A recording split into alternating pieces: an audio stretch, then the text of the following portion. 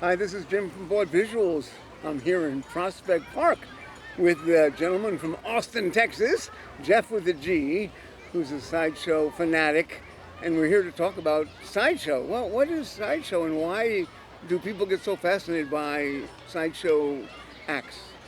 So, to give a little history for sideshow, I'm not nearly as verbose as like a James Taylor or something like that, or a Trav SD.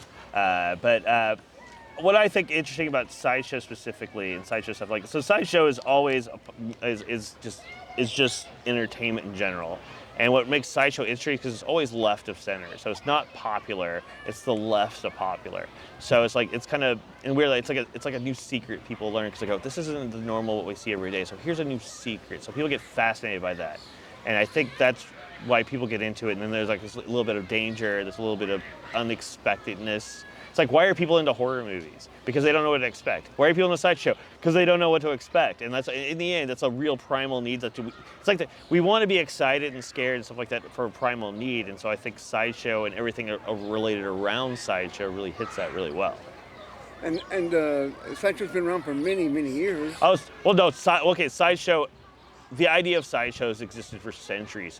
Now, the proper use of sideshow, what we call traditionally sideshow, that's probably mid-early 1800s is where we started to see that stuff to be a proliferation. Because it's like, I just tell people, all right, cool, you go to the circus, all right? See the circus, big top, that's pop culture, that's pop stuff like that. Then there's this weird show on the side where you see the weird shit. So that's really where it comes to play. So it's like the stuff on the side. And eventually a lot of sideshow stuff then got popular. And so it was, in a weird way, no longer sideshow for at least a minute because now it's popular. And then other stuff that's popular becomes less popular. So it kind of goes into the realm of sideshow, like the Wild West acts that are now considered sideshow. For a while they weren't, because that was like the biggest thing ever. Like the 101 Ranch and whatnot. So that stuff was like, that was the pop culture. And then when people didn't care about cowboys anymore, then it became sideshow. And now it still remains. Right. So segue into what's going on now. You obviously cover a lot of territory when it comes to the sideshow online. You have quite a few shows that you're doing online? Yeah, when the pandemic hit, I got bored, and I don't like being bored, and I couldn't do anything or go anywhere, and so I wanted to do some stuff, but I also wanted to support my friends who are performers and much more prolific than I am when it comes to ability, whether it's in sideshow, music, filmmakers, all that sort of stuff. And so I started creating content to kind of, it's like the idea, oh, you have a video, do you mind if I show it? And I'm gonna throw your contact information, tipping info, so people can do so. I did it mostly, my idea was not to get anybody rich or even myself, because I don't make any money on it, but it's to make sure names are still remembered. Because that's like when everything opens up, they're gonna go, well, who are you and what do you do? I go, well, but someday, for some reason, somebody may mistakenly stumble across the stuff I do, and they go, oh, I saw that guy on that show. It's making sure people get remembered. Or even the other side, like when people opens up again, so goes, well, what do you do? I go, well, here's a link to a show. This is what I do. It makes it nice in that respect. So essentially you're creating a mythology for your friends. Kinda, yeah. I want to support my friends, whether it's like music. As I said, I also support a lot of, I love music, so I support a lot of my musician friends. I support a lot of my sideshow friends, different variety arts, whether it's magic, which I consider mostly, magic is sideshow as well. Hate to tell everybody. Because it's still left of center. You're surprised, you're amazed, that's how it works. In the end, that's what it's all about, is entertaining the audience. How you entertain it? Any number of ways. Right. Any number of ways. There's some sideshow purists that would disagree with me, but that's fine. We're allowed to disagree. Yeah, I mean, it's such a niche market anyway, right? I mean, right. So and the more people we get eyes on it, the better it spreads around, which is why I do these shows like that integrates all these other things into it to make sure they go, all right, you're into music, check it out. Oh, here's this other crazy thing that pops up that you've never seen before, and they go, oh my God, I never discovered that. Or I'll be here to see so and so.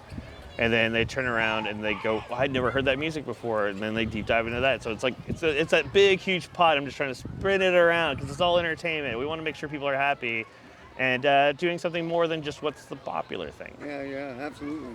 No, the left of side or left of center stuff Yeah. is always much more fascinating than pop culture. I mean, Oh, I know. find it, definitely more interesting. And right now, the pandemic, that left, it's like the 4 years previously when it comes, like, it's like the things, like, I've noticed, like, when you look at this stuff when it comes to, like, variety entertainment, music and stuff like that, anytime there's a big thing that makes everything kind of, like, downtrodden, for, like, whether it's 4 years of a not popular president, or like a pandemic where you're locked in for a year. So all this, like, artistry is getting pent up. And so now, as I think we were talking earlier today, that I think this is the first official weekend where almost everything's opened up. And so it's like this thing, just seeing this, like, everything, like, here, like, I'm happy to be in New York when that happened. So, like, as me, I get to do that, and then I'd see in New York to have it happen too. And so in the next few months, you're going to see all this stuff from everybody, artistic things are just going to blossom and blow up, because now we can finally share it with the world. Yeah, absolutely. I'm excited. So how did you personally get into Sideshow? How did I get a Sideshow? I think I kind of talked about this last time, but I'll talk about it again, which is perfectly fine. So on March 10th, 2017, my wife died. That's really where it starts. Really enough, that's how it really starts. You weren't interested in Sideshow before that? I mean, I liked it as a thing, but I wasn't familiar as well with it. And so that's just how the story was, because, like, my life before then was taking care of her. So I didn't do anything. Last 3 or 4 years of her life was taking care of her. We couldn't plan to do anything because we didn't know how she felt day to day. And so that's when she died. Over the next year, I started going out, meeting people and stuff like that, including people I work with now for Sideshow stuff. But even then, I just wanted to go.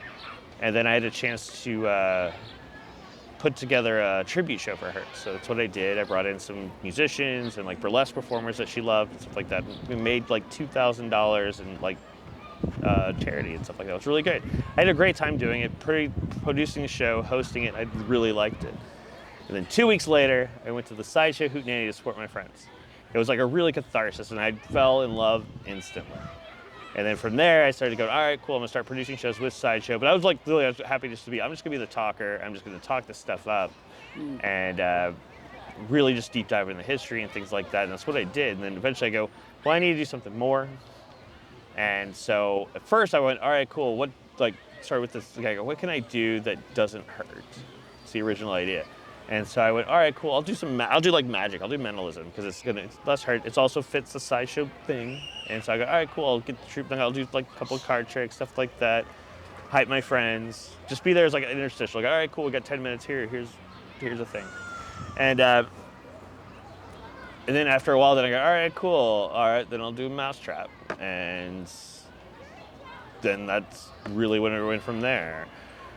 Now I eat glass. I'm working on a routine involving doing broken glass walking that also involves a mentalism routine too, because that's the other thing, because I do love magic and mentalism so much, and I like Sideshow so much. I'm trying to figure out ways that it naturally fits, that doesn't discount the danger of whatever the Sideshow feat is, but I want to also have the mystery of the mentalism. So, like at the Hoot this past year, when we met initially, that's why I had the card trick with rat traps. That doesn't matter. It's a real magic trick, but it really hurts. Those are industrial grade rat traps that took me a month and a half to get because they kept sending me the wrong ones I wanted. And I have so many mouse traps. The reason I have my pockets full of mouse traps is because of the misordering. I still have so many mouse traps, rat traps, everything. I literally could. You could resell them. I could. I thought about that too. Like, really, I thought about that. You know, I could go after a while. Like, when shows go live again, I can use it as merch. I go, all right, cool. Get an official Geoff with a G-Rat, a mouse trap. I thought about that. I might do that one day.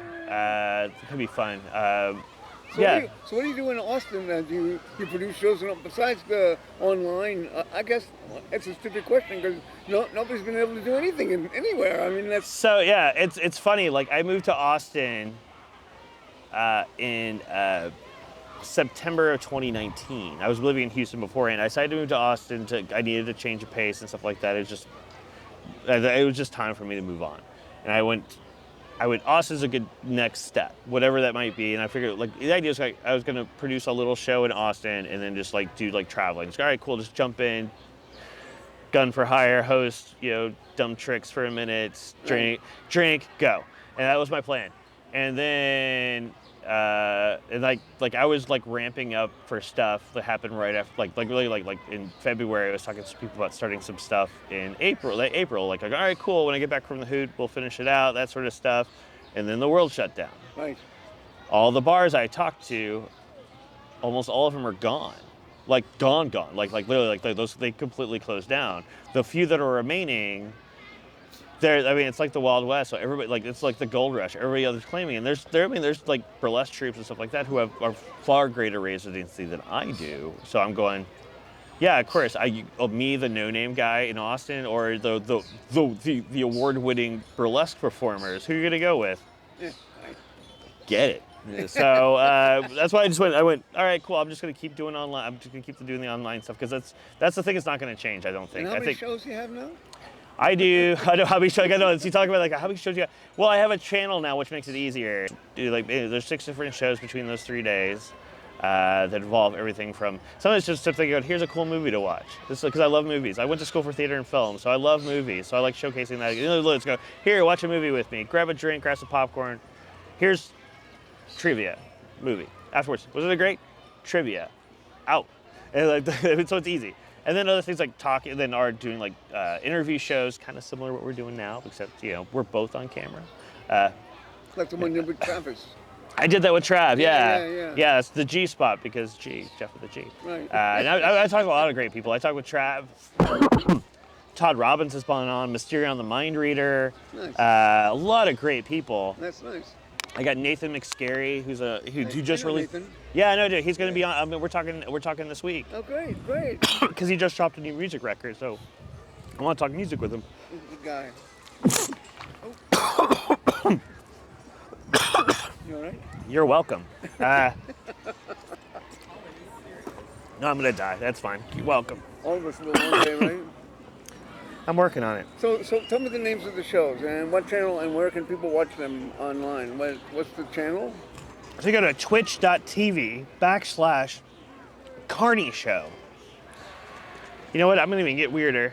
Or not weirder, but the fact is that I have a sticker and it has the QR code. It takes you directly to the website so you can link up and follow. It's free to follow. It's free. You can sign up. It's free to sign up. You can, you don't even have to give your real name. You can sign up. It's great. All right. It's awesome. Nice. And so what happens is on Tuesdays, myself and Scabs the Clown, one of my great compatriots from the Trash Fire Sideshow, we get on and we talk. We have a show called Gaffing the Truth, where we talk about cryptids, conspiracies, and just weird shit. It's a lot of fun. Really, you're just watching us just like bullshit and drink. So if you like that, cool. After that, that's when I show my movie called The Late Night Fix. Gives you a cool movie fix. I just find some really good, weird movies I like to watch. Then on Wednesdays, I'm going to use Central Time because that's where I live. So to be fair, it's an hour later here on the East Coast, so be aware of it. Starting at 8 p.m. Central Standard Time is when my shows start. The water's trying to kill me. So that's how it starts. There's 2 shows that way. And then on Wednesdays, 8 p.m. Central, I have a thing called Planet Lisdom. Liz de Savoy is an amazing personality out of Canada, Ontario, Canada. And so she started doing a show, and like we made friends, and I broadcast her show on my network. So it's called Planet Lisdom. That's on 8 p.m. And then right after that, I do the Devil's Hour, which is my variety show where I showcase the weird, the wild, and the wonderful. It's music, films, variety arts, sideshow, just whatever. Ostensibly comedy, with me talking. I structure it like a late night talk show sort of thing. So like I do a monologue, act. I just don't do any interviews with it because it's easier to. Yeah. Nice. It's just timeline's hard to do that. So and then on Thursdays, because I keep busy, because I'm a weirdo. I do the G spot, which I talk to people and stuff like that, and hopefully I'd like to bring you on sometime and just do this sort of thing and just talk, be in a cube and talk to each other over the internet about whatever. Because like I don't structure that conversation. I just go, all right, cool. Let's. I know you got a thing to promote. We'll promote it. Let's just have a conversation about whatever. Just kind of keep it You want to talk about the bees in South Africa? All right, cool. We'll talk about the bees in South Africa, and then Bees everywhere are important. they are, but you know what I mean. It's just like that whole like, Yeah. we'll talk. I don't have lists of questions. Right. I just go, oh, you're plugging the thing. You want to talk about? You eventually talk about that thing to plug it, kind of like how we're doing here. Yeah, That's yeah. what we'll do. I'll weave it in, Right. and we'll just like it's the idea, just having a chat. That's the Yeah, idea. cool. And then I have a thing called Hit Random, which has all sorts of different random stuff. And sometimes I do a thing like whether it's like weirder like short films that are too long for Devil's Hour, or I do things like game shows, drunken game shows like that I host and create. Called like when I like to do a lot. It's called Soused, because it's British for drinking. And the goal is like not if you're gonna get drunk, but when you're gonna get drunk. So everybody gets like my goal as the host is to make sure you get really, really, really drunk. And so I give trivia questions that are so hard and crazy and dumb, guaranteed. There are people who say they had to take an Uber back to their bed. So I did good. So it's a lot of fun. So I do that, and then plus I may pop in and play some video games for a minute because it's Twitch, and you're required to at least play some games, I guess. I don't know. Because that's what the network is about, right? Twitch, I mean, they have other stuff on there as well, but they're most famous for people watching video games. That's right. And so, and the reason I like it a lot for Twitch, like everybody goes, why do you do Twitch and not do like YouTube or something like that? The thing is with Twitch, for live like broadcasting, I can play any type of music I want. It's fine because this is the way it's set up. Like the replay, if you go to watch the replays of some stuff, like people go, all right, cool, I want to watch it, but like I couldn't hear the sound on the act. I go, well, yeah, because it got muted. If you want to see it, gotta come live. That's how it works. That's the other. I need the eyes, and I also get people. They go, well, it's like a weird time. I can't watch the show. I go, all right, fine, cool. I mean, you know what the act is. You can see who it is because I leave the names and stuff like that. You can, and I'm not gonna lie. 90% of my stuff I get straight off of YouTube, so it's not like I'm like you can definitely find it if you really wanted to, or you can go, all right, cool, Geoff, I really want to see it. I have other ways you can watch it too, but cool. Go to the channel twitch.tv/Carney Show. All right. It's a lot of fun, and then whatever else I pop in because I don't like being bored, and I don't like being bored. In the end, that's what it is. But I really love the entertainment business stuff left of center as far as whether it's like sideshow, music, comedy, and stuff like that. So anytime I can do to help promote that, that's what I want to do. That's why in the end, that's why I started doing it, because I wanted to promote my friends and promote the things I like. I like to think I have pretty good taste and stuff, so I like this thing, you should like it too. Here's the thing you didn't know about. Sounds good. Yeah. Thank you, Geoff. Yeah, man. Thank you. Be safe. Yeah. Keep drinking.